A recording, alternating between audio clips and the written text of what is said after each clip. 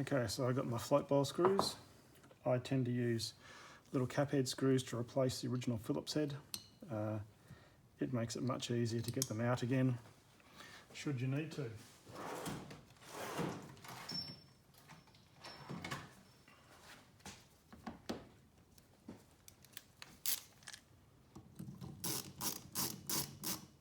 This side, being the vertical carb, has the throttle cable wheel on it. So it has two longer screws.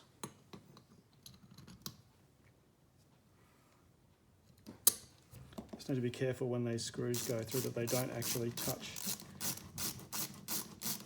the body above. I think on the air horn side, if the screws are too long, they can come through and not tighten fully, because that one's not. So I'd better put a washer on that one. See if this one's going to be fine.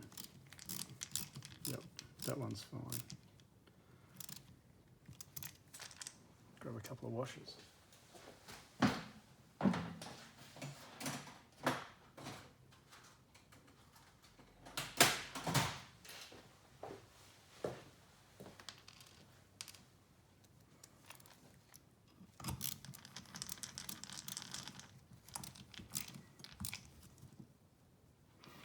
At least this way, if I need to pull the float bowls off again, don't have to worry about Phillips head screws.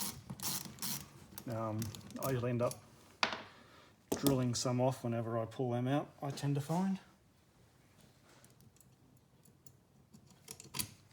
They can be quite annoying if they've been there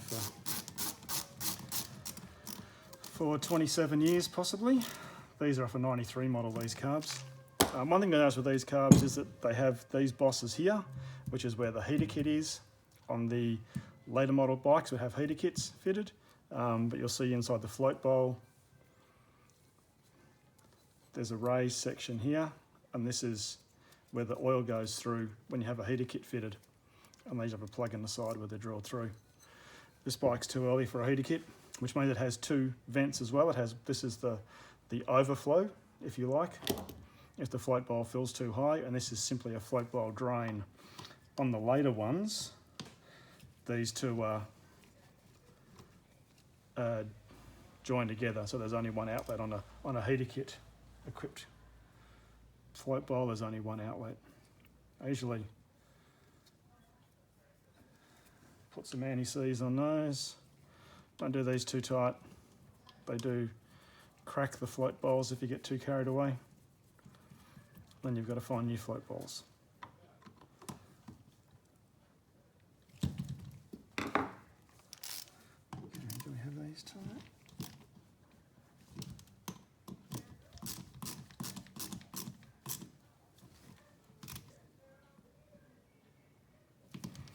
Okay, and that's that one done on the bottom. From the top, we just need to put the slide in with its needle.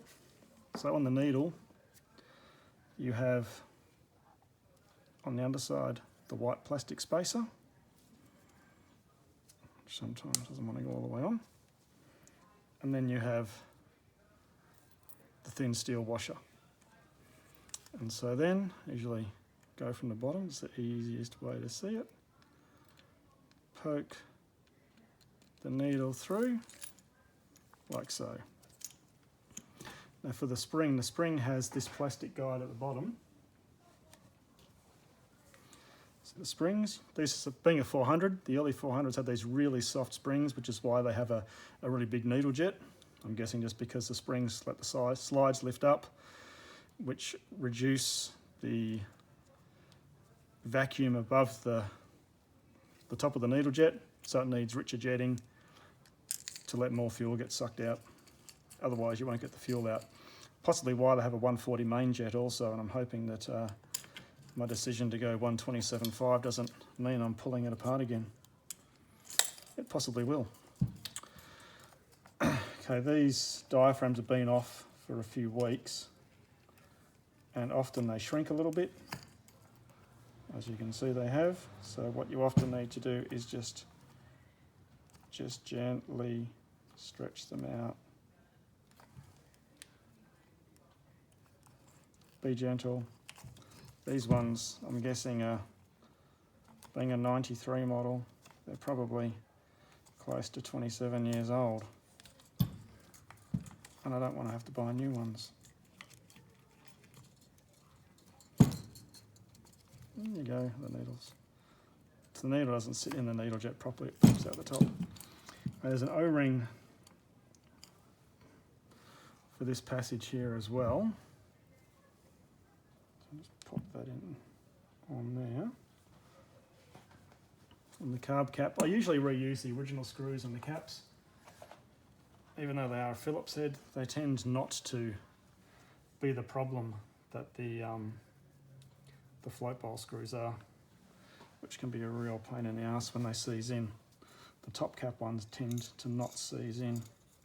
So you line up that, and if you sort of slide it on and wobble it around, you usually get the diaphragm to sit in its groove fairly easily.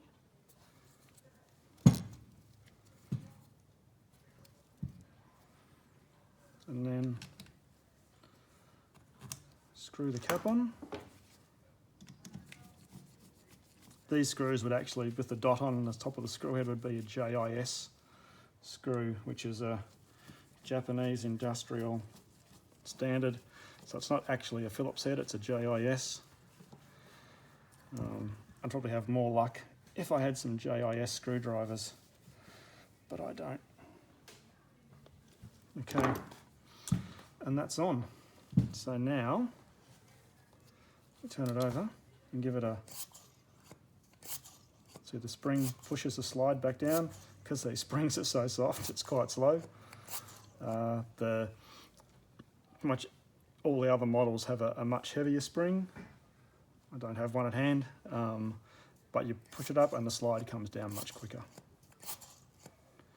That's that. So that is one side ready to go.